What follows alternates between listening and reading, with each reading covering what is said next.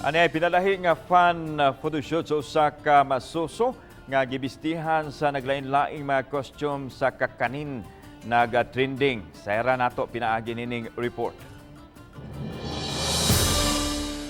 Lambiang palitaw, tamis nga budbod, kutsinta, hangtod na sa atong paboritong puto bongbong. Pipila lang kini sa mga cute kaayo nga mga hulagway nga nag-viral sa social media. Ang baby nga bida sa mga hulagway, ang 7-month-old nga si Baby Jada Tria.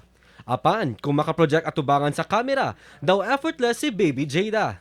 Sama na lang sa iyang labing uwahing photoshoot nga Maha Blanca nga sigurado gyud nga mapalike and share ka sa ka-cuteness ni Baby Jada. Malipayon ang magtiayon sila Ivy Praseline o Janov Del Tria sa resulta silang konsepto sa ilang photoshoot.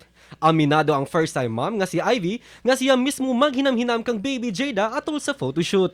Habang sinushoot po namin si Jada, natatakam po kami. Tapos, lalo na po pag nakikita po namin yung finished product na kakamukhang kamukha po ni Jada yung kakanin na ginagawa po namin sa kanya.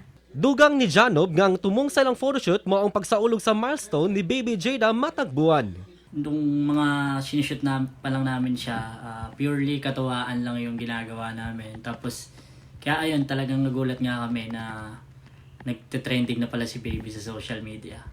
Apan sa pangutana kung nganong kakanin ang ilang napiling konsepto, Naisip namin, since mahilig nga kami sa kakanin yung family namin, naisip namin what if, gawin na lang natin si Baby kakanin. Tapos, ayun, doon na nagsimula.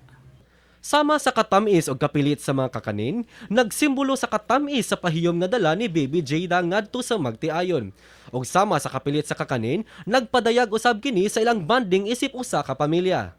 Uban si Clans Gabutin, ako si Marco Giabelia. Balitang Bisdak.